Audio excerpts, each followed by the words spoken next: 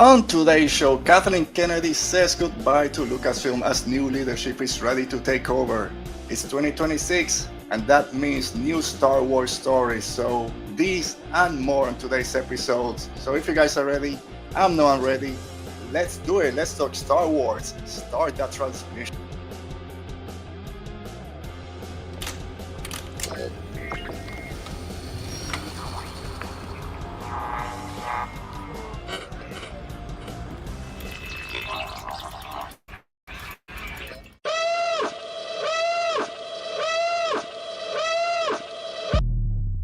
Rebellions are built on hope.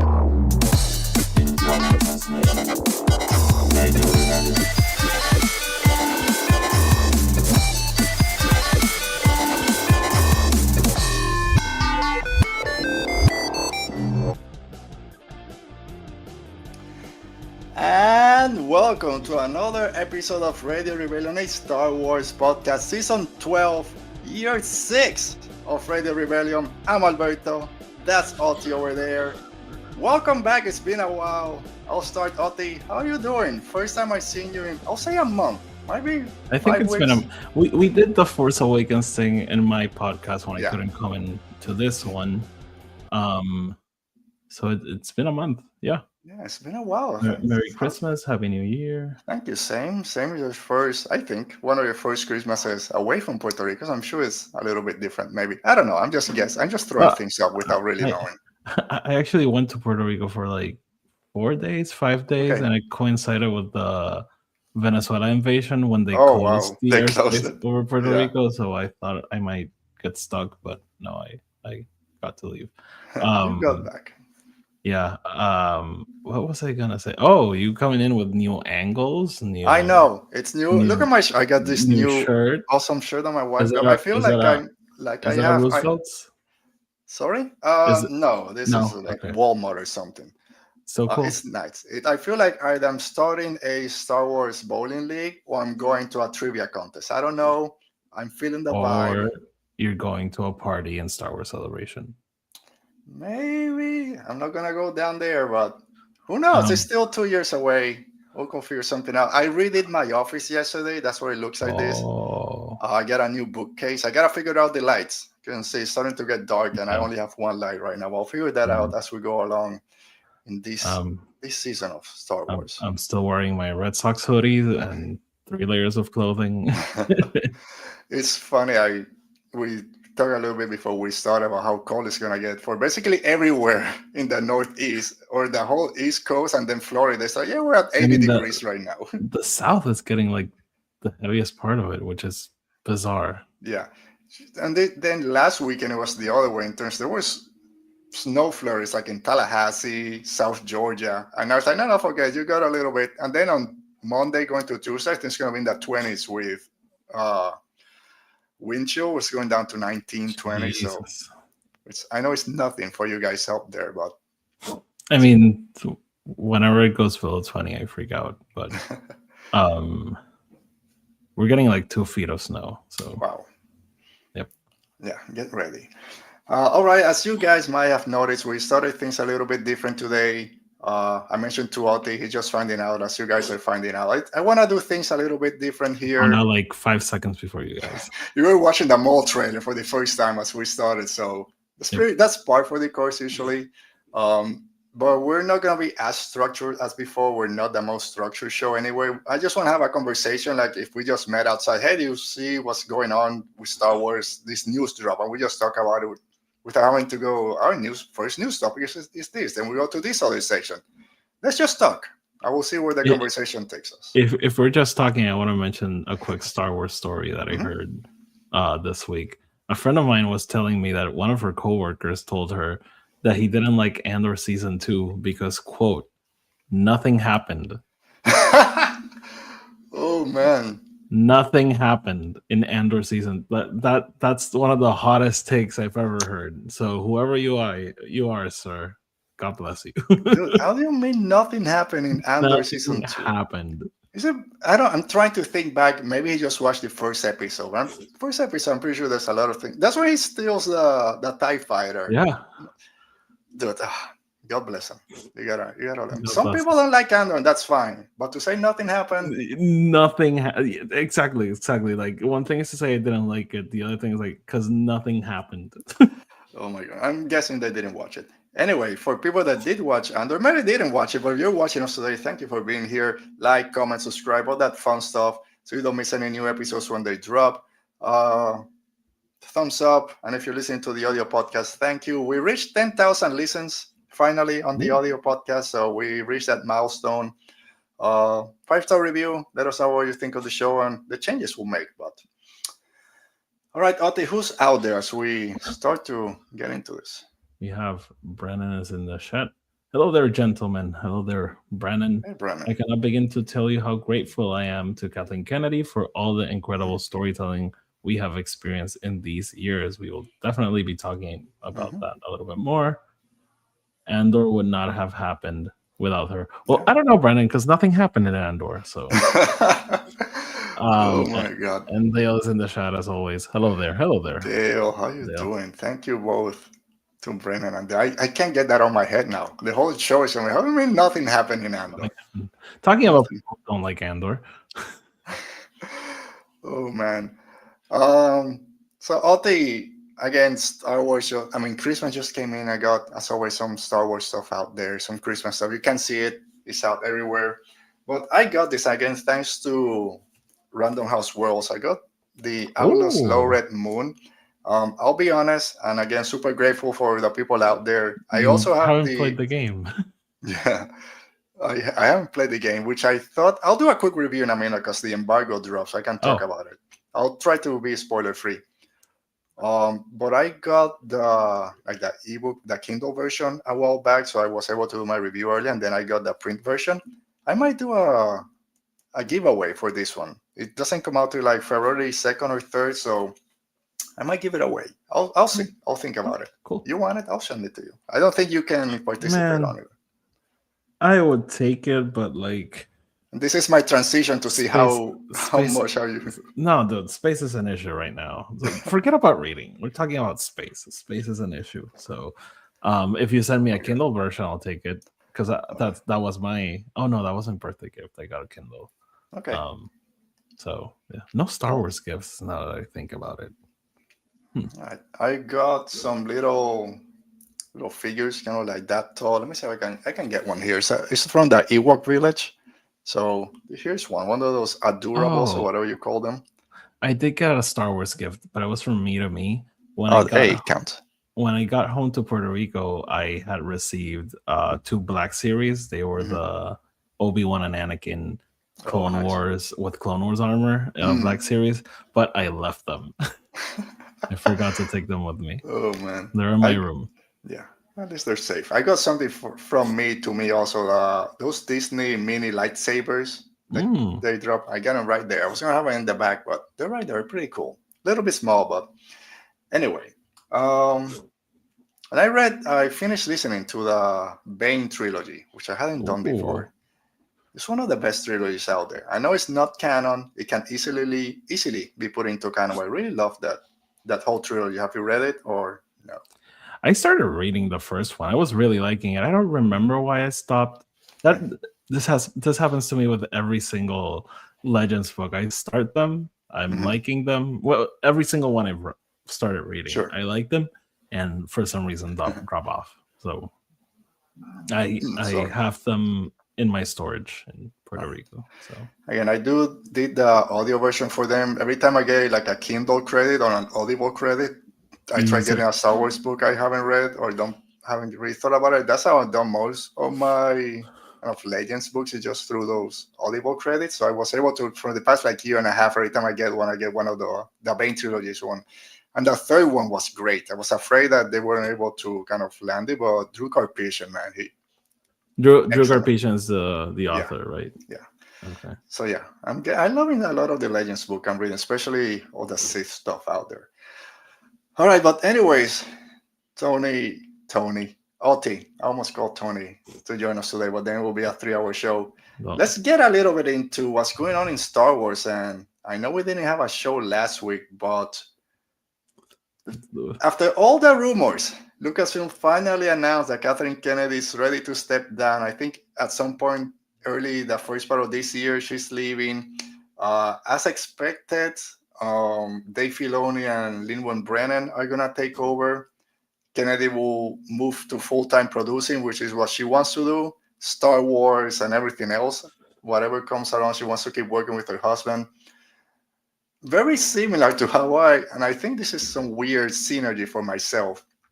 I know most people won't care about it, but when I started the show like 6 years ago, it was kind of in a transition period. Like Rise of Skywalker had just ended. We didn't know what was gonna come next, and that's when I started the show. And now, as we go into our 6th year here on Radio Rebellion, it's a new transition for Lucasfilm. Kennedy's leaving, and the way I found out was very similar to the way I found out when Disney and Kennedy took over Lucasfilm. Through secondhand, someone told me about a post on Facebook, and I found out about this. I think this dropped, let's say Wednesday night or something. I was watching TV shows, then watching a movie. I didn't, from like 8 o'clock or 7, I didn't log back on to social media till Thursday morning. And when I saw it, I'm like, oh my God, this just happened. I gotta tweet this out or whatever. And then I start going back, and people knew for like 8 hours. And like, oh, I'm behind as always. So it's a weird transition or synergy from 6 years ago to now. Like, it's still the same for me. But how did you find out about this news?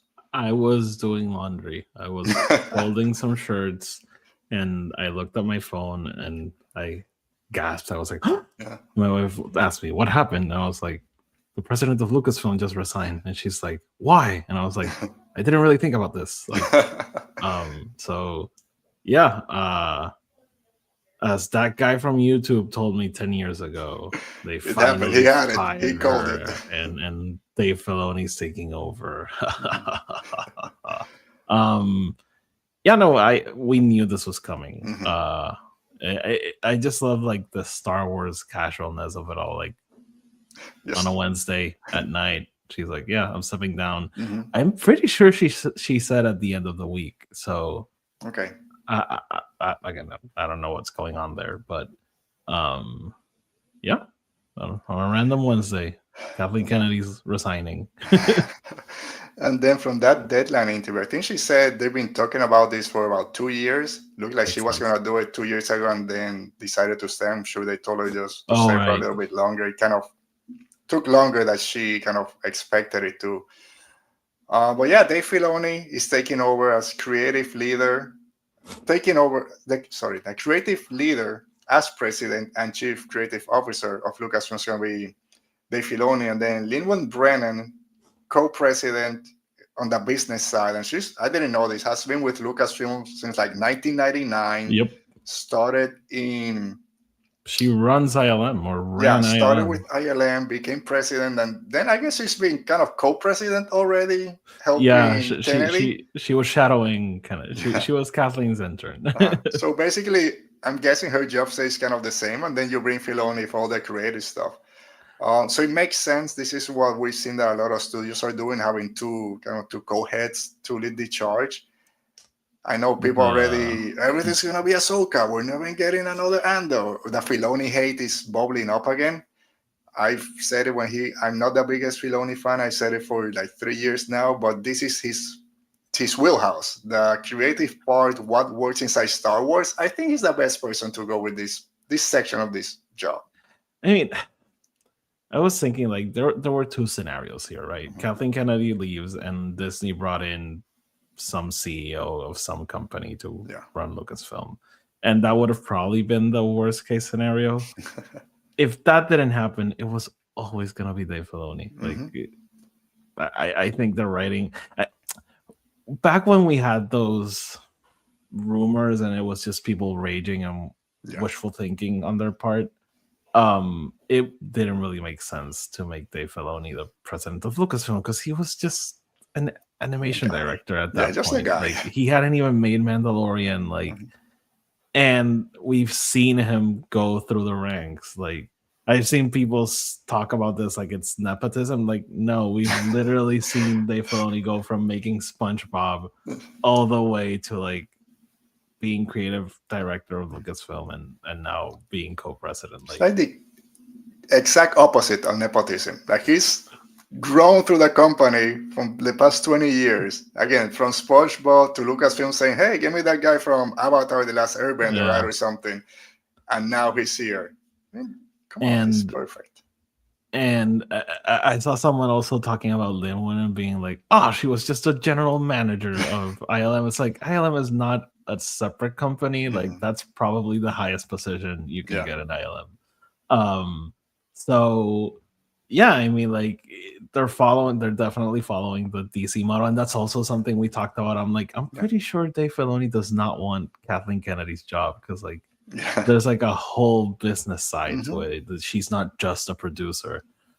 So once DC did their thing, this model clearly like would work in the Lucasfilm perspective. So I saw Lynwen's resume and I was like, yeah, this all makes perfect sense to me. Like, yeah, and it's something again going to that deadline interview that Kathleen Kennedy did right afterwards.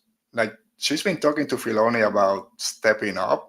I think she said since Rogue One, like she brought him into Rogue One so he can see what directing a live action show would be. Then, I mean, a movie. Then from there he went to Mandalorian, all the TV shows, Ahsoka, his own movie, and now this. Like they've been building for this for what 7-8 years now. So it makes sense that this is and like people forget. Filoni was not the Mandalorian guy. He was just like there to consult and help, and slowly got a bigger role on the show. But at first, it was like Favreau's thing. Yeah.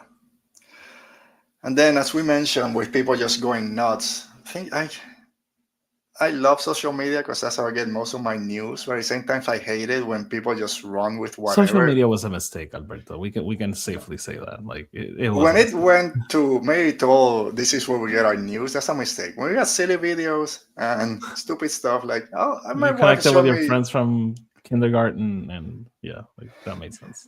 Yeah, watching videos of parrots speaking to someone. Yeah, I'll take a video of a parrot saying words in Spanish. Oh, it talks better Spanish than I do now. Knows my words than myself. Charlie bit my finger. Like that wasn't a mistake.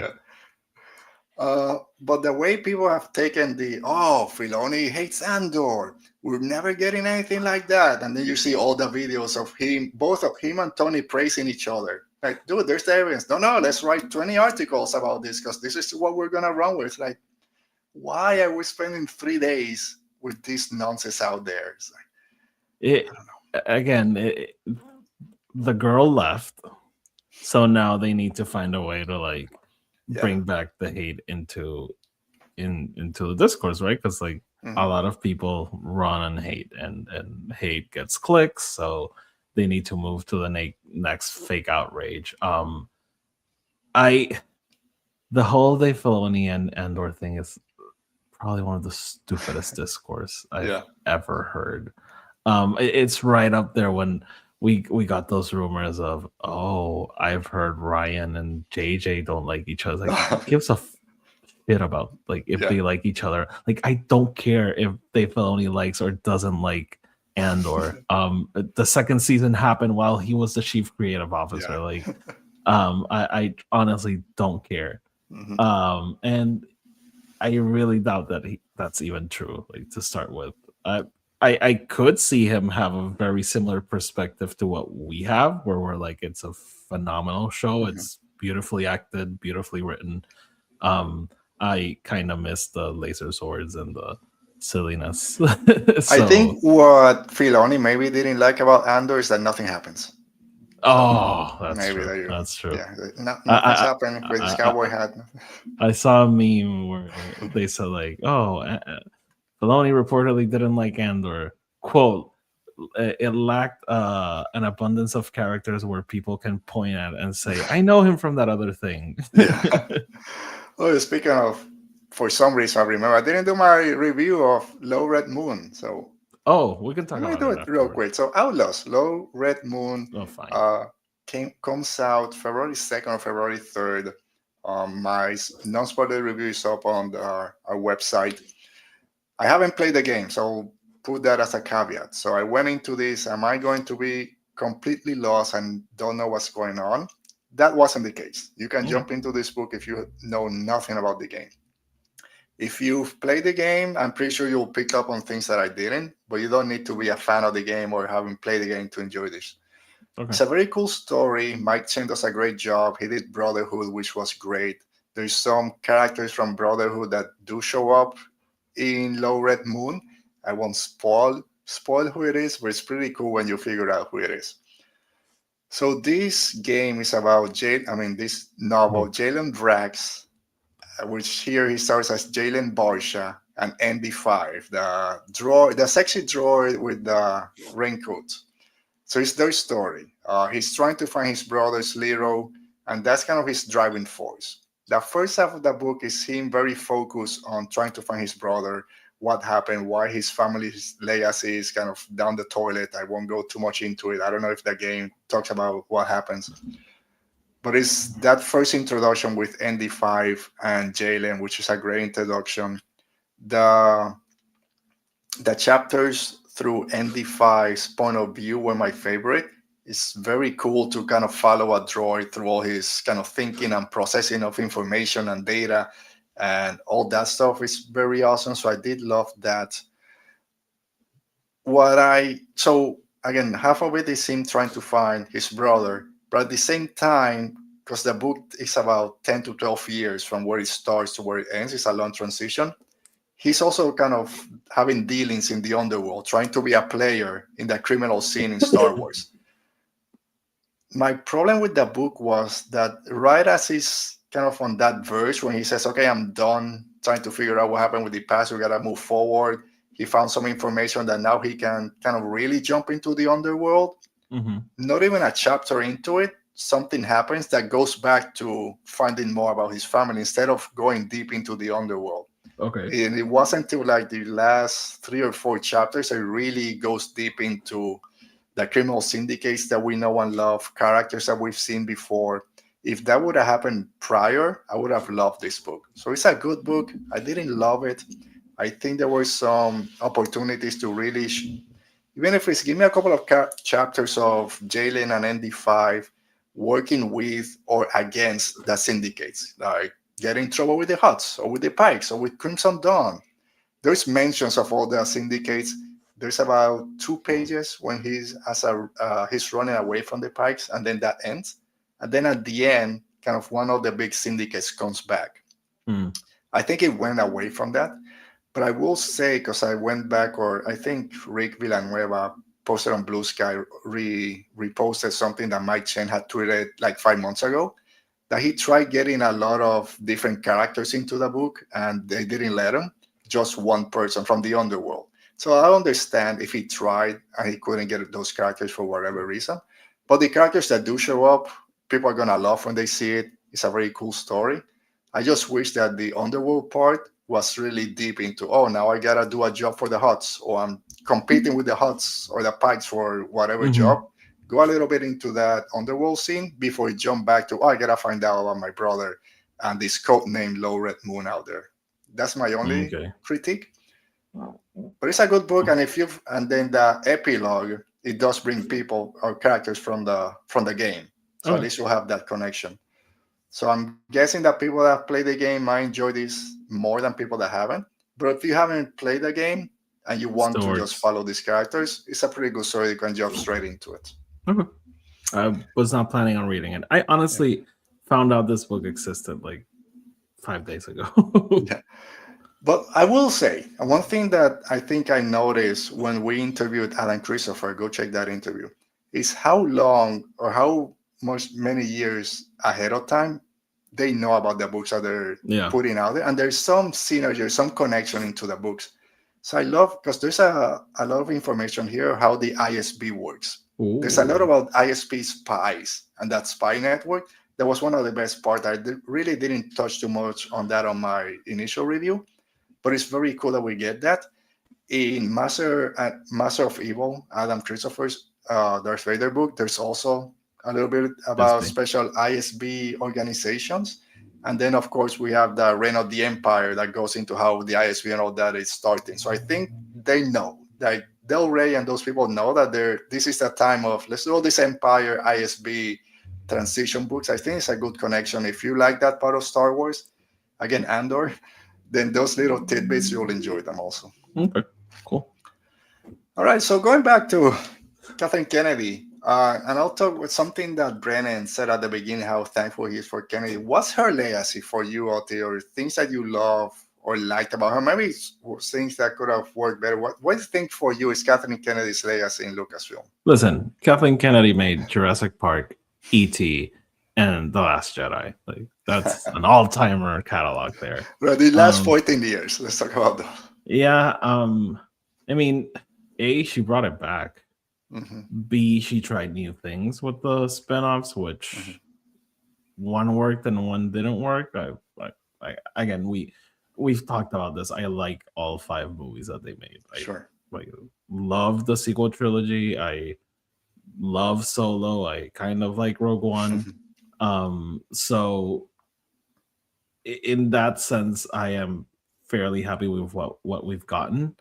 She also spearheaded Star Wars going into television, which is something I had my concerns about and still kind of have my concerns about. Yet some of my favorite Star Wars stories of this era have been like the TV shows, Obi-Wan Kenobi. I love the Ahsoka show, especially like those last 3 episodes. She's also responsible for that. It's funny how everything bad that happens is Kathleen's fault, and everything good that happens is besides Kathleen Kennedy. So I think like the biggest issue has been like what we haven't gotten, like everything we found out, especially like with her last interview being like, you know what, I don't care, I'll tell you everything. She did it. Yeah. So yeah, and how much of that is her fault and how much isn't, I have no idea. Like we'll never know. What she wanted to announce and what Bob was like, hey, announce it. Like we need movement. We need to move that stock. Yeah. We just don't know. So it hasn't been perfect, but overall, like she brought Star Wars back. Like Star Wars was gone. Like yeah. I mean, I think it's similar to you. There's nothing has come out that I hated. And even if it did, who cares? I went through that list of just, without talking about the comics and all the books, the list of movies, TV shows. Dude, you can go on, there's like 14 different things that you can figure out, like Clone Wars Season 7, The Bad Batch, Rebels, Resistance, even this Maul show, that's her. All the movies that happened, the movies that are coming out next year, 2027, the ones that have been planned. The High Republic. The High Republic, dude, it's so much stuff out there that without her wouldn't have happened. And like you said, bringing it back, she mentioned that some of the highs were bringing in new stories to bring in a new audience. That's what she wanted, and I think that's what Star Wars excel. We've got a lot of new fans thanks to the sequel trilogy, a bunch of new fans for the High Republic, and that's what they love. I might say High Republic might be my favorite Star Wars era of all time. That just happened 3 years ago, and Star Wars has been here for 50 years. And then at the same time, some of the lows for her were this small section of very loud fans that just want the same type of stories, which is completely opposite of what she wanted to do. Because if we keep getting the same stories over and over, then what are we even doing this for? Well, I want to touch real quick. Let me see if I can find it on my notes about what you say. Is it her fault? Was it Iger's fault about how much stuff got announced maybe too early and things are not happening because they just didn't work? She talks about anything's a possibility. Somebody's willing to take a risk. Bob Iger said, "Be bold" when she was brought in, and I think he wasn't really at the end, as we know of to the Adam Driver and Steven Soderbergh Ben Solo movie. But she said, "I've always liked that because I think you have to be bold and you have to be willing to take risks with people and with ideas. Otherwise, you are just doing the same thing. Right now, we're in an era where companies are so risk-averse, and I get it. I hear all the conversations. They got Wall Street to please, and I get it, but I also believe that that's what contributes to things disappearing. Ultimately, I just think you have to take those chances." So like you said, she was not scorched earth, like naming people, but really putting the onus on, hey, if you don't like the things that are getting canceled or that we're not really taking risks, don't put I'm it not on happy me. either. Yeah, it's the higher ups that Wall Street or the investors, they're not, and you can see, I think the Acolyte, I'm not pretty sure that the cancer of the Acolyte wasn't her. Like she No, wanted to like go into this. So it's kind of, we've been blaming her for a lot. I don't think we'll ever know how much came from her, Bob Iger, whoever else might be involved in those decisions. But I'm glad that she's like, hey, I'm out. I'm just gonna put things out there. I wanted to take risks. I think I did it. And when things didn't work out, maybe don't look at me. There's other people in the conversation. yeah, it's funny. Like Force Awakens definitely played it safe, but like it was bringing back the front. Like Force Awakens is exactly what it needed to be. Yeah. For Last Jedi was definitely a swing. And Rise of Skywalker, it's funny because like people say it didn't take risks, that it was like this, it's just crowd service, but like what crowd did it service? Because apparently no one likes that movie. So it's the weirdest of the three because there's no stopping in that movie, which is great. Maybe too many. I think that movie is absolutely crazy and bonkers and batshit crazy, and I love it for it. Yeah.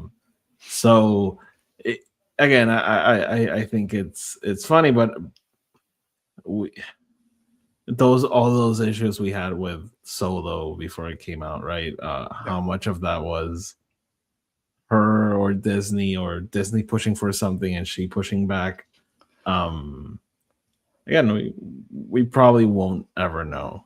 But I did like that she was like, Bob told me this, and now he's doing this. Like, what's up with that?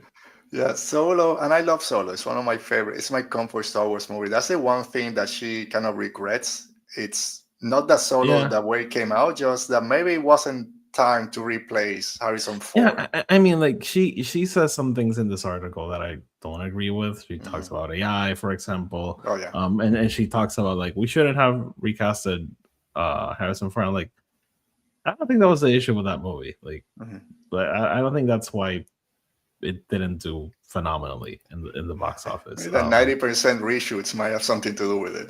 Exactly. Like the loss you guys took, I think, probably has to do with the budget of that movie. Yeah. But like Alden was one of the best parts of the movie. So like I don't agree with her there. When she does say that Alden did a great job, she's most like people weren't ready to see someone else step into as Han Solo. Again, I understand. I don't think that was the issue, but that's where you gotta take those risks, like she said. And I loved it. Again, I love Solo, and I'm in the minority when I say when someone mentions Han Solo, my mind goes to that portrayal instead of Harrison Ford. Not saying you're crazy. I'm not saying that Harrison Ford is the second Han Solo. I just love that movie so much that it brings me. I love Solo too. I've said it. For me, Alden is a better Han Solo than Donald Glover is Lando, but that's just me. Which we learned that he gave a script. The script is there at Lucasfilm for the Lando movie, TV show, whatever happens, it's there. So it's still in the docket. So who might? She jumped, and we talked about who works in Star Wars, what director might work. We hear rumors about all these people. She's talked to a bunch of them, like David Fincher, Vince Gilligan, Alex Garland, like high-name directors. Maybe they don't work in Star Wars, like their vibe. But also, as you mentioned, once you get into Star Wars, it's a 3 to 5 year commitment. Not everyone is ready to drop what they're doing or what come in the future just to go do a Star Wars movie. So, and again, that's what producers and presidents of companies do, right? Take meetings and talk to directors and writers and see what comes out. I mean, for me, that wasn't a surprise. Like, I assumed she was having all these conversations with. I'm sure there's more there that didn't get it. Yeah, like immediately people go, "We almost had a David Fincher start." No, we didn't. But what?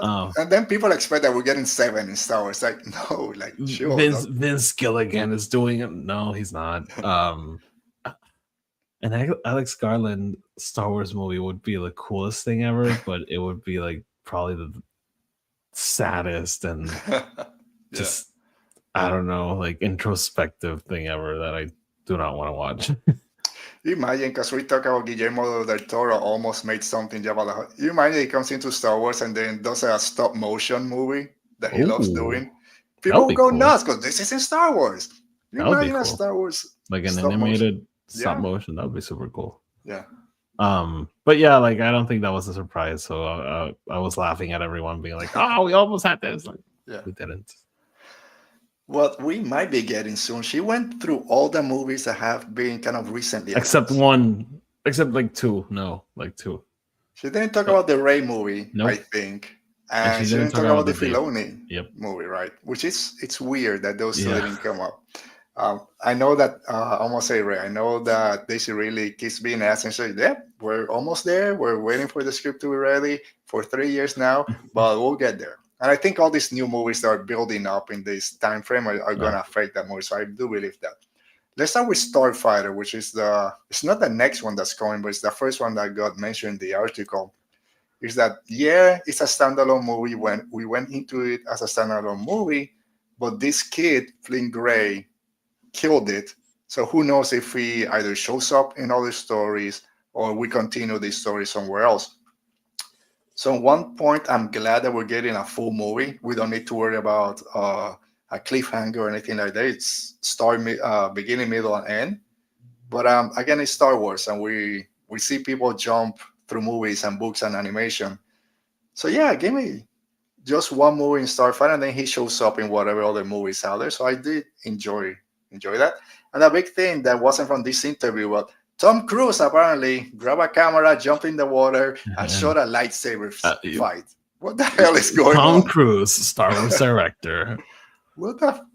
What again? What do you think about it? When you heard that? Tony and I talked about it on our show. I thought it was hilarious. Like, of course, Tom Cruise directed a Star Wars scene. I'm thinking we might not even see. Maybe it gets cut and we never see his actual footage. That would be hilarious. Oh my god, can you imagine Tom Cruise on the press tour for Starfighter? I'm just jumping on top. Because was it? Yeah, because I know that's cinematographer for Starfighter is the one from Top Gun Maverick, I think. Oh, okay. So maybe that's that connection went to check and yeah, just give me a camera, I'll jump in. I mean, he can do everything. Maybe he'll be. I can't wait to see like that iPhone video of Tom Cruise standing in front of a movie theater, being like, "Come see Star Wars Starfighter in the cinema." Yeah, the movies are back, baby. Yep. Starfighter, man, I finished shooting. I think during post production, she mentioned that it's right there. We've got. I don't want to say so much. We've gotten a bunch of news from this movie, kind of behind the scenes, being still so far away. We saw the behind the scenes videos of Levy sitting in a hallway, sitting down a very Star Wars circular hallway. Yeah. And then the Mandalorian, which is coming out. Talking about 2026 and what's next for Star Wars, she mentioned it's a totally different movie, I think, compared to Starfighter. I just saw something today that Lateef Crowder said that this is bigger than the TV show, more action. Don't expect the same thing. I hope so. Yeah. They shot it in IMAX. And then I heard rumors that in 2 weeks, we're getting a trailer. And of course, in 2 weeks is the Super Bowl. We talk about this every year when the Super Bowl comes around. We'll always have something. Trailer. And they never do. They had a teaser for Soul and then the big one during Good Morning America. Possibly, we just got a trailer for Maul, which comes out in April. Do you think we're getting something in the Super Bowl around this time frame? I think that makes sense. Like, if they do it for the Super Bowl, I don't know. Like, again, we talk about a lot about how the movie industry has changed. Yeah. So I don't know, like, if they'll do like a massive push, like in the last month and a half, like where again everyone's competing for attention. Like, how many butts and seats do you get by promoting a movie like a year ahead of time? I honestly don't know how much that has changed, but like this movie's coming out in May. Like, they have to kickstart this at like soon.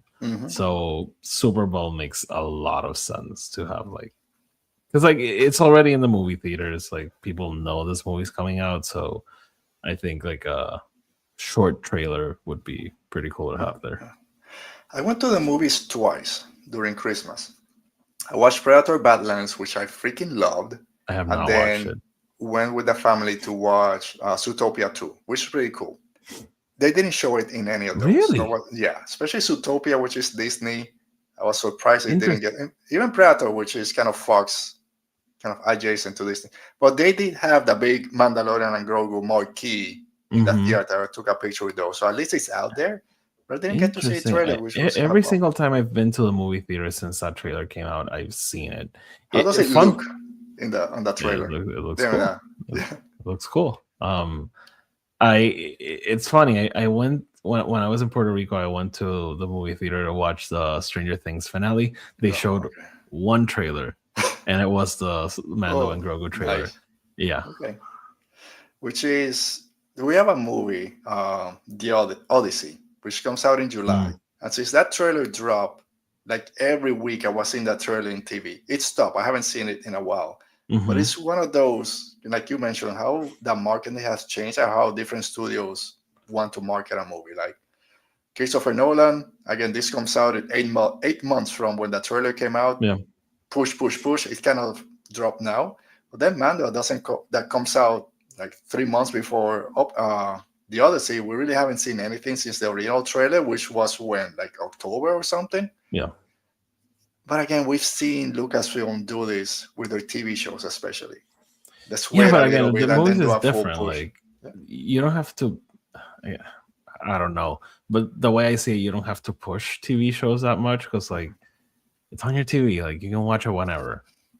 They of course go for that first weekend, those first weekend numbers, but like it's there. Like you just need to realize it exists, and you like going to a movie theater. You have to go somewhere, and you have to like be aware that it exists. So again, I don't know if they're betting on the fact that like let's just like make a big push late in the game, so like it doesn't disappear into the zeitgeist. But like I don't know. I honestly don't know. Yeah, I mean, there's a movie that I know I've seen the trailers and TVs was for months, and then a movie comes out in a month, and I thought it was already on streaming because of how much they've been promoting. But for example, that movie, I barely saw any trailers for that movie, and like suddenly I log on one day, it made $1 billion. I'm like, what is Jim Cameron giving people? Yeah. So I think it makes sense to wait a little bit. Like now, starting February with the Super Bowl, everyone's gonna watch that. It will be on TV for a little bit. Good Morning America is gonna show it, and then just keep pushing it out. I think someone posted a couple of weeks ago. I don't know how people get stuff like this. The McDonald's Happy Meal toys are gonna be for the rest of the years, and Mandalorian was there for either April or May. Okay. So I think they have an idea, but it might be that late push. No, Alberto, they definitely have a plan. We just don't know it. Like I need to know everything now. They're like, oh my god, how are we gonna promote this? Like, Alberto said we haven't done anything. We gotta start. They probably have their plan. We just don't know it. I just don't want this to be, if let's say the movie doesn't do well, and then we get the same talk as we had with Solo. They didn't promote it in time. It came right next with an Avenger movie. They don't know what they're doing. I want to give this movie a chance.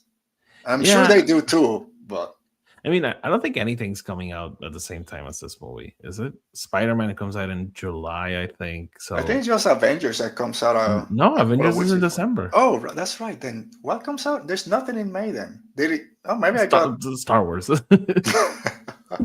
Maybe I'm wrong. I thought Avengers was coming out unless they changed it. They moved it, but it's coming out in December. That's right. Spider-Man is coming out in July. That's because Avengers is with Dune. They're trying to figure out how to do that. Oh, I watched Doomsday. Dune 3 first. Yeah. Doomsday. I don't think Marvel has another movie coming. No. Fantastic Four was the last one. All right, so it might not be as big an issue as I was making out to me. No, but that's what my wife usually says. No, I'm joking. I'm joking if you're listening. I do hope they like do a big push because here's my fear. You just mentioned like Daisy Ridley keeps saying like, oh, we're gonna do it. Like you'll see, like whatever. I feel like if that movie doesn't get rolling soon, and Mando and Grogu bombs, like it's never gonna go into production. Like, and I kind of feel they're maybe waiting.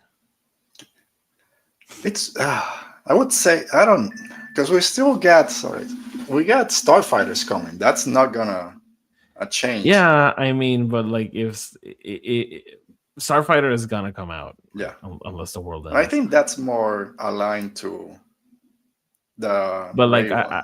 I feel like if Mando bombs, they're gonna put the brakes on everything until until Starfighter comes out. They assess that box office and Yeah. make a decision. Like if Mando was a one-off, is like Mhm. I again, we'll find out in a couple of weeks when they start promoting this thing. I think they have to put Baby Yoda back into people's mind. I think a lot of the casual fans, which are the ones that, if you go back to a year and we talked about that, like, no, people love Baby Yoda when they see it on the movie theater where it's gonna go. It's kind of been away for a while for people that don't follow Star Wars. And I don't know how much the regular fans are in love with Grogu right now to be, hey, Grogu's in the movie theaters, let's go watch it. mm-hmm. I think it has to be out there for a lot of things. Again, I trust them. And We'll see. again, it depends on the budget for this movie. If it costs 150 million and then it makes 500, I think it's fine. But if they spend 300 million or 200 and 150 in marketing, yeah, I don't think it's gonna work out for them. Yeah. Again, we'll see. We'll see. Yeah, we'll I'm see. And still another excited for thing it. that script was given, and she talks about the Simon Kinberg trilogy, and was very fun, not funny, interesting to read. Like, yeah, he gave us a treatment, we liked it. Filoni likes it. Did she say It's not he dead. gave them a 30-page treatment or something like that? I want to say like 70. That's a Yeah. long treatment. Like that's a So yeah, long treatment. I can search for it, but Like he's scripts are usually like 100 pages. yeah. He's working on it right now. He wrote something that we read in August and was very good, but not there. We've pretty much upended the story. I don't know. And then spent a great deal of time on that treatment, which he finished literally about 4 weeks ago. Supposed to hand in something in March. So next in 2 months, he's handing in, I guess, a new Where's your script. homework, Simon? But I think she said that Filoni is very in on the Simon Kinberg Mm-hmm. trilogy. So I'm very interested to see where this goes. And I think this is when then the Ray movie comes into play and why that's taking so long. The one thing I didn't really like about this article is when she talks about James Mangold and Bo Willimon, Dawn of the Jedi, kind of saying, incredible script, it's kind of on hold right now. That's It's not on the happening. back burner. Like, I don't want to hear that because I was very excited for that one because you go nuts. I didn't like that. Yeah, she's like, awesome script. Too bad we're not doing it. I hope it does. I hope that movie. But I think that I don't mind if they want to put the brakes a little bit to see if the things that they have cooking right now really hit. Because if they start working on that one and then, like you mentioned, Mandalorian doesn't work, Starfighter doesn't work, then yeah, we're not gonna stop halfway through production. Let's see how things go before we bring it back. I think similar with the Simon Kinberg trilogy that goes into 2030.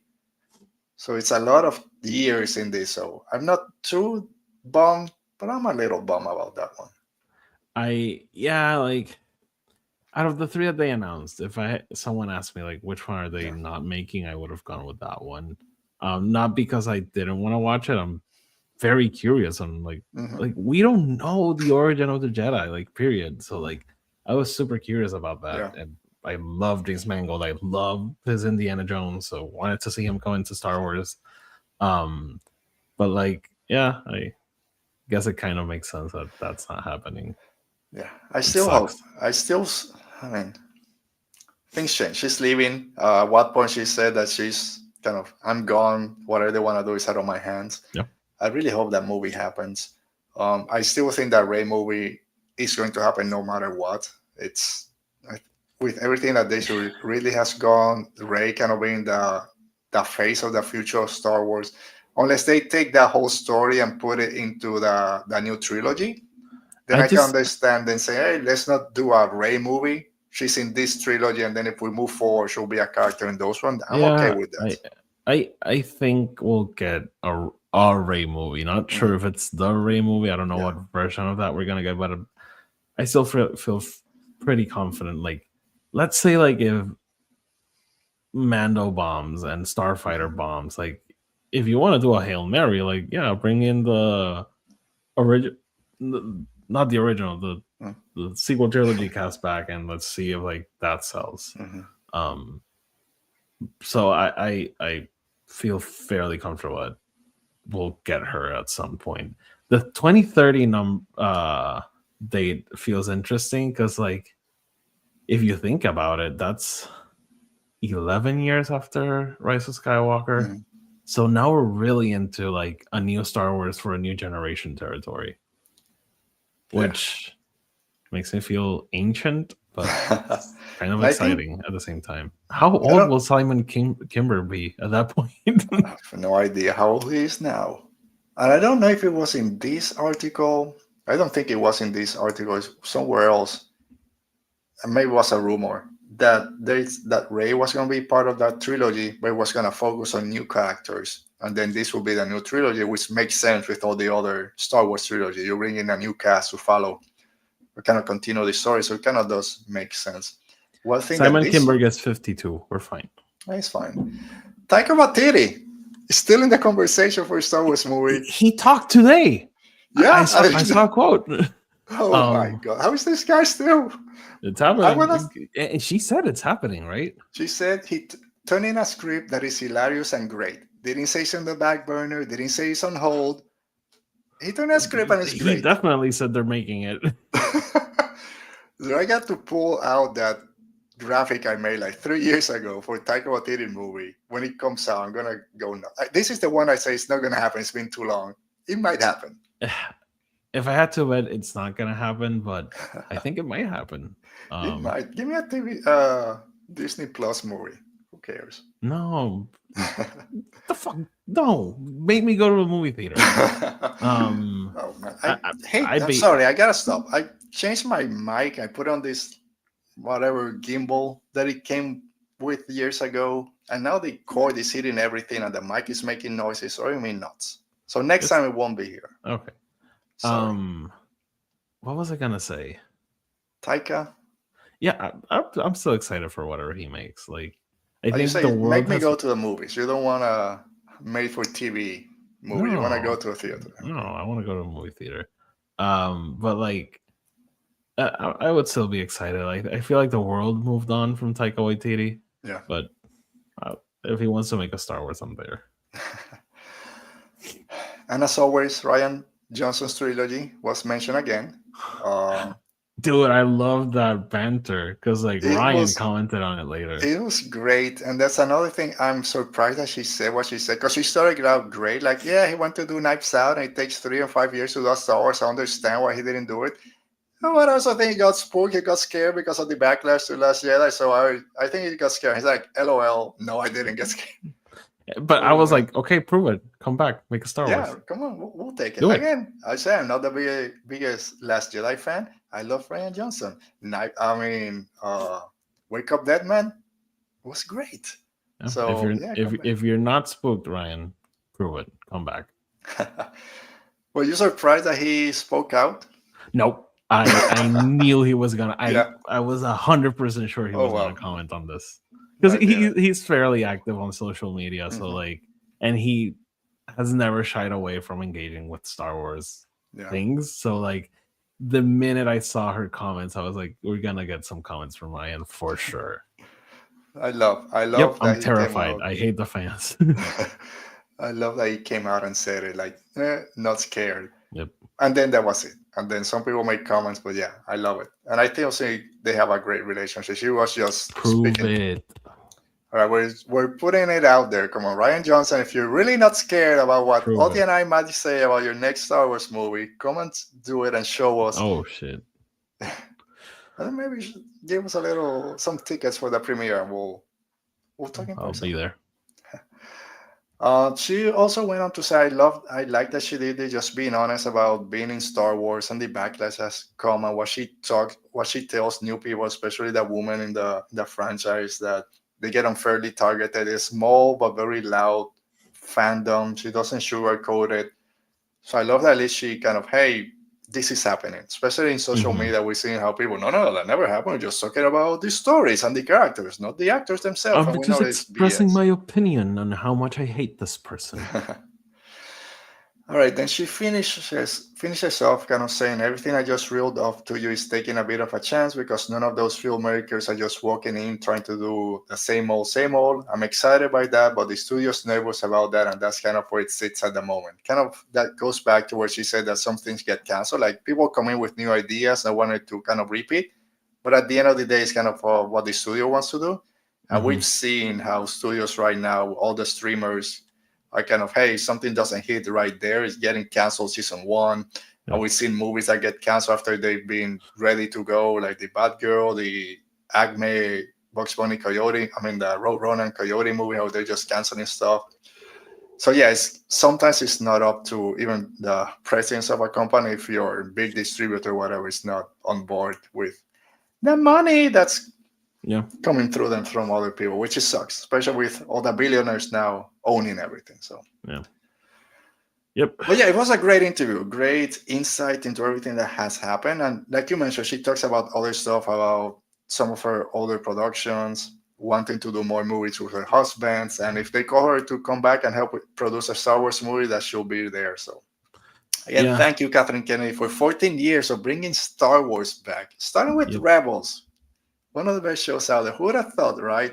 Until Yep. 14 years ago, new characters that we've never heard about, and they just I crushed remember seeing those trailers on Disney XD it. when my little brother was little enough to watch Disney XD. Now he's a Yeah. grown man.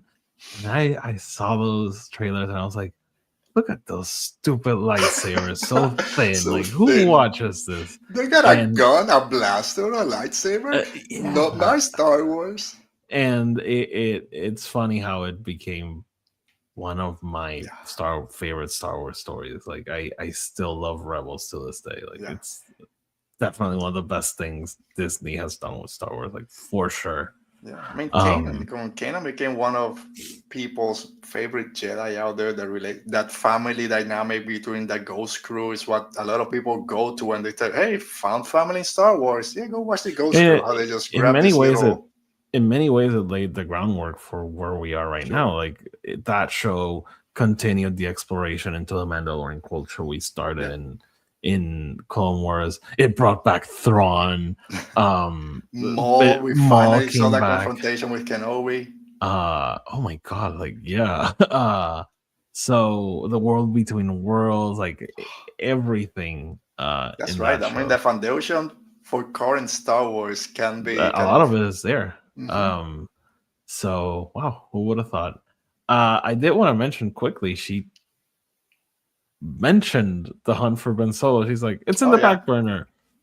So you're saying there's a chance? There's a, I mean, that's where she talks then about being bold and anything is new if you bring in new ideas. She said, turning a script written by Scott Burns, it was great. Also on back burner. Back burner doesn't mean canceled. It's not gonna happen. It's there somewhere. It's not in the Disney vault, so we can get it. It's not with Willow, whoever that is right Oh my now. god, poor Well, Willow. I love that show. I wish we can get a second Never season of watched it. it.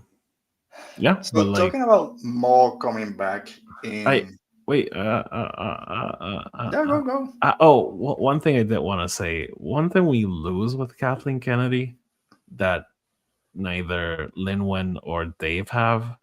Kathleen Kennedy is one of the last people alive that can go into Bob Iger's office, scream at him, and not get fired. Sure. Because, like, I think it was Get a Ken resume. Knapsack. I think Ken Knapsack was the one who said it. Like, Hmm. she's the kind of person who could go into the office and be like, you know what, Bob, like, you win, you're my boss, but A, you're wrong, and B, your tie is stupid. Yeah. And not If get you only had fired. this shirt, they won't say that. Because again, Kathleen Kennedy, last I checked, she was the third highest grossing producer of all time. Wow. Like only But she's what, like 80? that's the other thing. She doesn't look it. Is the first thing. Like, come no, on, she's I want 70. She's in her 70s. still. I I wish I would look like that and say, well, she's been doing this for probably like 45, 50 years. I saw someone on Twitter being like, oh, this sucks. The Fandom Menace got their way. They first pushed George out. Now they push her out. And it's like, Kathleen Kennedy is 70. Like, I'm pretty sure she is tired of doing this job because this is not why she got into movie making. She did not want to be the head of a studio. She wanted to be a producer. And the only reason she was doing it is because George Lucas asked her to, and she decided to do it. And she, getting paid handsomely, I guess. But like, we all knew this was her end game eventually. Like, we all knew she was gonna leave because she did not want to make Star Wars movies for the rest of her life. She wanted to do other things. And so on both sides, I've seen such stupid takes. Like, if they were gonna run her out of Lucasfilm, it would have happened after episode 8. Like, that's one of the things that I don't want to say hate, but kind of brought me the wrong way with just fandoms in general. When people look at Williams, like, people still wanting to keep producing, composing scores. Like, he's pretty there with his age. Every time an actor say, "Hey, I'm retiring," why? Keep doing work. Dude, they're 85 night. I don't want to be working when I'm 85, 80. I want to chill out. If someone wants to retire and just live out their life on a farm or on the beach or whatever, just let him go. Yeah. We kind of want to hold on to those people. Like, if she wants to go do something else, like you said, she doesn't give 3 Fs about what the Fandom Menace is saying in terms that it's not going to affect her decisions. So, fucking whatever Modoc on social media said that I suck, I'm running away. Like, she couldn't care less. So this is on her terms. And I love it for it. And again, like, she's 70, like, age comes for absolutely everyone. I think she's thinking like, hey, there's only X amount of movies I have left in me, so might as well go out there and do them. So good for her. All right, so talking about Rebels, I brought back Maul.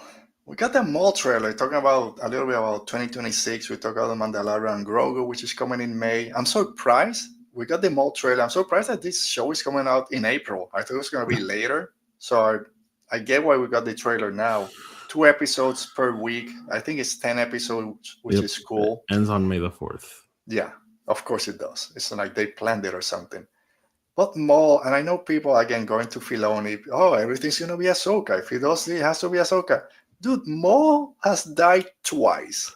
He was in the Phantom Menace, in Clone Wars, in Rebels, in Solo, brought back for season 7, and now he gets his own show. I don't hear anyone saying, like, hey, we're done with Maul. Everything's Maul. Yeah, dude, he's died twice. Just give him a show, who cares?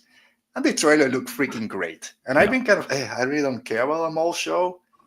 Come on, it's awesome. It looks great. For me, it's kind of the same territory as when the Bad Batch was announced. I was like, yeah, fine, whatever. Like, I'll watch it. And I'm on the same boat. The trailer looked pretty cool.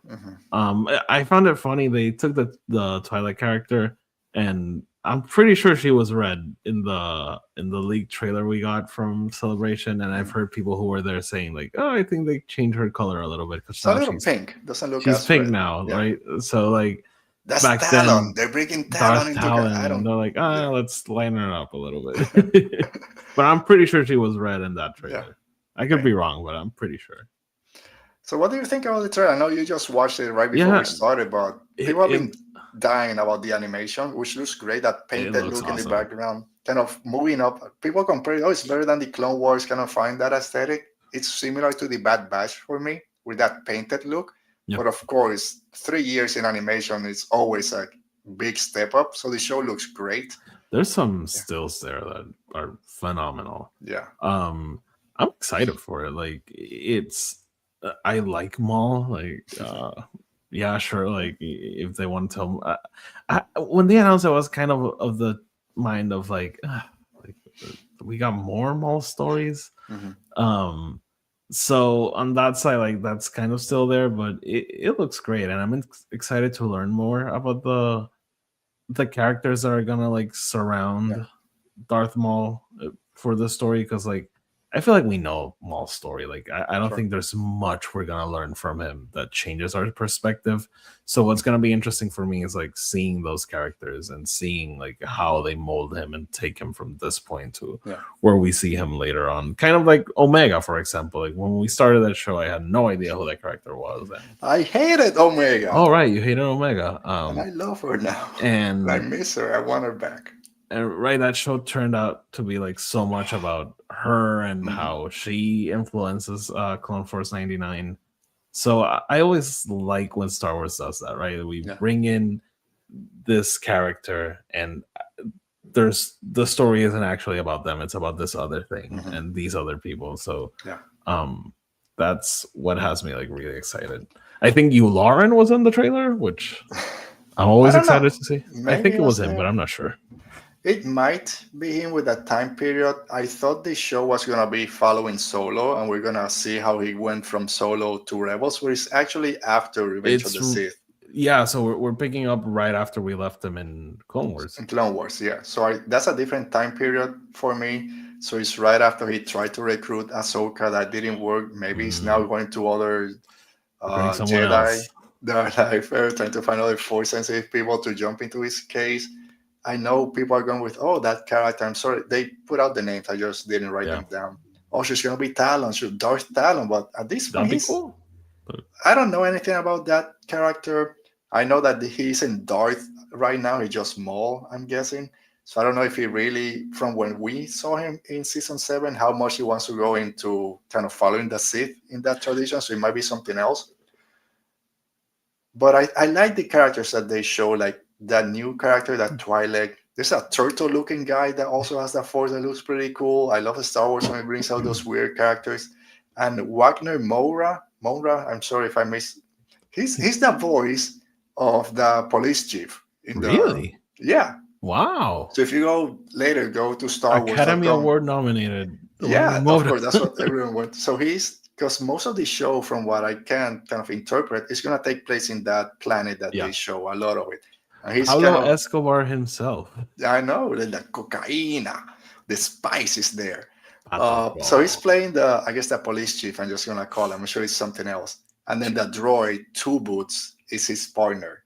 Yeah. So I like that dynamic that there's Maul and the underworld kind of doing his stuff, and then this police chief is trying to figure out what's going on. I think they say that in that world, there has some understanding between the criminal element and the others. So it's going to be interesting to see Maul come in and kind of wreck stuff out there. We see Maul hacking and slashing clone troopers or clone troopers. I don't know. Dude, okay, quick question. The show ends on May the 4th.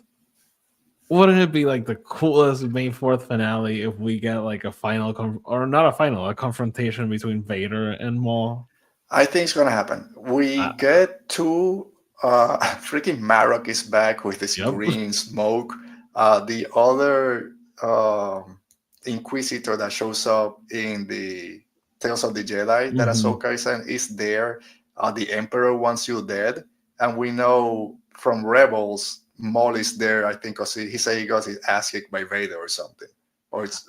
In the planet he's on? Yeah, whatever. I think he said that he needs someone to fight Vader. So I think he fought Vader, and Vader's kind of, dude. It would be like, I think that would be like the perfect Darth Maul story. Like, he's the big honcho until Darth Vader shows up and kicks his ass. And like, that would be like the most Maul thing. Like, he builds this whole thing only to get it all burned down. Yeah, I mean, he wanted Anakin in season 7. Do you imagine him coming and say, "Hey, you wanted me all these years ago. Here I am. Now what?" Your ass. It'll be good for Vader because he's been getting his ass kicked in all these other shows. Maybe this is his time. But it would be cool, like Palpatine sending all these Imperials, all these Inquisitors after him, and being like, you know what, Vader, go kill him. Go kill the guy I forget, whatever. I was gonna say the guy you replaced, but the guy he replaced was the guy that replaced Maul. So whatever. Just what is it? What's that? 6 degrees of Kevin Bacon. 2 degrees of Maul or whatever. It'll it'll be cool. I think it's gonna happen. I don't know if it'll be in this season. I'm guessing those will be a few seasons as they always And do with Star Wars. seeing a Darth Vader animated in this style would be pretty sick. Yeah. So yeah, again, Maul. I was kind of I don't care for a Maul show. I'm still kind of if they cancel this, I'm not gonna cry. But like all other animations, by the end of it, I love them. So it looks great. Can't wait for it to come out. All right, and then we have Ahsoka season 2. We know they finished shooting their post production. We don't know when this is coming out. I'm guessing in the fall at some point. And then the Ninth Jedi story also coming out in 2026. That's this year? Yeah. Ooh, okay. So I think Ninth Jedi might come out before Ahsoka and leave Ahsoka for the winter. If you do the Ninth Jedi story after the Mandalorian, sometime August, September, and then Ahsoka in November or something. I think that might be. It's gonna be interesting because Star Wars has been quiet for quite a while. So like getting Maul, which goes until May, then on May we get the movie, and then like Ninth Jedi makes sense like in the fall, and like it's gonna be a nice cadence of things. Yeah, and then we get Starfighter next May, so it'll be let's say every 3 months or something. We get a new Star Wars. We see, which is fantastic. And it's not that a new show. It's like different things going on, which kind of lets everything else breathe. Speaking of that, when are we getting a Starfighter trailer? Is there any chance that if the Mandalorian and Grogu we get a teaser for Starfighter? I'm not gonna say there's not a chance, because if they did the movie, they have material to like make a small teaser. They're finished shooting already, so I remember when they did a trailer for Spider-Man: Homecoming, and they had only been in production for like 3 days. Okay. So I'd say it's possible. I don't think it's likely. I think Avengers Doomsday will be like, we'll probably get that trailer around that time. All right. So that kind of does it for Star Wars. A lot of stuff. Again, we got a bunch of books coming out, and all of a sudden we'll get announced. Maybe we'll get a Tales of X at some point. That usually gets announced pretty quickly after when it's ready to show up. But wrapping up all the. We also have a video game. We have the racing. Not the racer. The racer. Galactic Racer. It's pretty cool. Yep. So wrapping up, well, between fandoms or just talking about other stuff, what else have you been watching since last time we talked? I'll just go. I say I watched Predator Badlands, one of my favorite movies of the year. The Knives Out, Wake Up Dead Man. I went so excited to that movie. So I finished like, I liked it. I'm not sure about it. I watched it again with no expectations. Like, man, this is freaking awesome. Because I want Benoit Blanc. Where's Benoit Blanc? And it's like 40 minutes, like Solo in A New Hope. He doesn't show up. So now I know when he shows up. And it meshed a lot better than. I love that because it was hilarious, but it was also like the deepest and darkest of them. Like Ryan had a lot to say in that movie. And the way, and it's pretty easy. I know people that talk about movies, how lighting, how everything works, very obvious how they did, especially in the church scenes with that song either coming in or out when they're debating. But yeah, I think the last act when they keep killing people and now this happened and that happened, I think it's a little bit convoluted. But everything else before that is just might be my favorite till that part. But I really liked it. What else have you been watching? So I finally watched, and it happened the same thing with the one I just talked about, is One Battle After Another. Ooh. I really wanted to watch that movie. I didn't go to the theaters, but I watched it here at home. And I'm like, I hate it. And I know you're supposed to hate the Sean Penn character. I don't like when movies bring in, this is army guy. He either raped someone or that's what they want, similar to that 28 Days Later, that first movie. So that with the doctor. Yeah. So that part, really, we're just trying to find out if this girl is his illegitimate child or whatever. I don't know. It's losing me. Watch it again. It jumped, I think, from my 10th favorite movie of the year to 4th. This is freaking awesome. Everything is great. Just give me Benicio and Leonardo in a movie together with those two characters. I could watch it for 5 years. But yeah, perfection all the way. It was one of, I think it's my favorite Leo performance and one of my favorite Sean Penn performances, which is a big thing to say because like sure. Sean Penn has been out there for a while. But I really love how funny it was, but also like how connected to what's going on it is. And it's funny because like it was made a while ago, so like all that wasn't happening. So yeah, I really like it. It's great. The acting in that movie is great. The cinematography, everything. My favorite movie that I watched this year was Frankenstein. Really? Benicio Guillermo del Toro Frankenstein. I had just read the novel a couple of months before the movie came out, so I was really excited to see his interpretation of it. Take some wild swings compared to the actual novel, but in his own way, it works. I've only watched it once. I want to sit down again and watch it. It's a pretty long movie. Yeah. Oh yeah, I love that movie so I much. I read the the book in high school and I really liked it. So I was happy to see like how he changes things, but he's like very true to what the book is. Yeah. The essence of the book is there. I think he focuses a little bit more on the father aspect of because like the book is so much like this romantic gothic thing. Yeah. But still, I thought it was very good. My favorite movie of this year was Sinners. Like I walk up to people on the street and I'm like, "Have you watched Sinners?" They get off me. Oh, what the fuck? What is it about? It's about everything. It's a horror movie. It's an action movie. It's a musical. And people are like, "Why are you talking to me, sir?" This is a Wendy's, sir. Keep going. I like Sinners. It's not one that comes to me, maybe because I watched it so long ago. But I mean, it just broke the records for nomination. So who am I to say it wasn't the best one? No, I always tell people like when I went to see it, it was like 3 weeks after it came out. I went to the IMAX theater. It was packed, like not an empty seat. And when the movie ended, everyone stood up and started clapping. Oh wow, like, that's like. Well, yeah, it's an everything movie, like you said, and the lore. I wish I had another word for it, but the lore behind it, the way everything gets set up, these vampires get set up with the Native Americans kind of coming at first, kind of how the music, of course, very important to it. But yeah, it's a great movie. The performances, the way it's shot is great. But and then in terms of television, I've been watching the Fallout series, which is coming to an end. I have not watched season 2. Second season is pretty good. It's pretty good out there. I think there's already like 6 episodes out there, so it's coming to an end pretty soon. I've watched the Percy Jackson on Disney Plus. If I know I talked about the Odyssey. If people don't want to watch the Odyssey because it's not historically correct, again, the Odyssey is not in itself historically correct. It's about monsters and gods, so it's not historically correct anyway. But a lot of what season 2 of Percy Jackson it's Odysseus' journey inside the Odyssey. So it's like, hey, just watch this if you don't want to watch the other one. And then I started watching The Night Manager, which is a weird show. Not a weird show, it's a cool show. Oh, my wife watched it. I heard the second season was not great.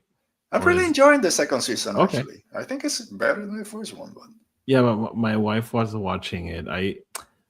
We do this thing where she watches a show and I just casually sit down and watch like 30 minutes and check my phone and like I wasn't really paying attention. The only thing I could think of is like, man, I love Hugh Laurie. He should be in more things. He's pretty good in that show, especially first season.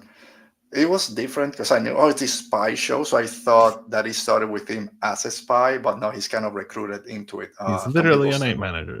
Yeah, he's really. I thought that was his cover. It's his cover later. And then A Knights of the Seven Kingdom, watched the first episode, which was haven't watched it yet. And then I think set up for what's coming up is really gonna be interesting. Very different kind of Game of Thrones show. I know you've been watching. Probably are excited for. It's The Pit season 2. Love that show. Love it. We watched the latest episode yesterday. Yeah, I watched it this morning. We watched it this morning. That's one that we all watch over here. All right, Oti, that does it. And everyone that stayed with us since the beginning of the show today, thank you for joining us on our 12th season, 6 years of Radio Rebellion as we come back after a month off. So far, nothing new in Star Wars, so we might not have a show next week. We'll see how things go. But as I said, the year picks up, so so we're not going anywhere. Things are gonna start coming out. If we do get that trailer after the Super Bowl or during the Super Bowl, we of course. When's the Super Bowl? When it's not in 2 weeks from tomorrow, so not next weekend, the following one. Okay. which is a Sunday, so we might be 2 weekends off if there's no Star Wars news, and then we'll come back a week after the Super Bowl trailer drops, or the Mandalorian trailer drops. Yep. All right, Oti, thank you. It's been a while. Thanks for joining us. Hopefully your Red Sox do better this year. Probably not, but I won't say too much. My college team lost in the championship. The Miami Hurricanes lost by 6 points in the championship. And then in the NFL, my Jacksonville Jaguars and Dallas Cowboys got one eliminated in the playoff, the other. Let's not. Who's playing in the Super Bowl? There's still, it hasn't been decided. There's still 4 teams out there. So tomorrow is the championship for both they're in the conferences. semifinals. Okay. If you want to, it's the finals for the conferences, and then the winner from those 2 conferences go to the Super Bowl. So You Americans complicate you want me to everything. keep going? Either the Patriots or the Seahawks, Denver Broncos or the Rams. One Oh, of those the Patriots could be playing it. The Patriots are back with a brand new quarterback, Drake May, that everyone loves. He's killing the league. This young kid, I think it's his second season, or is he a rookie? I think it's his second season. Okay. So the cool thing about it is that all the teams are kind of new, with new people going into the finals, which is not the same team that we've had for the past 6 I'll watch the Bad Bunny performance and check out later. How can you say that? That's anti-American, Oti. What are you saying? An American singing the Super Bowl. Not under my watch. Man. So, Oti, no, real talk. Thank you for being here. Enjoy this hour and 20 minutes. We can disconnect with all the actual horrors going out there. Apart from you and everyone on that side of the states, gonna be careful with all the storms are coming. But our heart goes out to everyone in Minneapolis with everything that's happening out there. It's a shame to be in the same kind of area. But thank you for everyone for being here. We'll be back soon, talking Star Wars, talking whatever. So stay safe, be safe. May the Force be with you. Let's end the transmission. Yeah, that's my new outro. End the transmission, Radio Rebellion.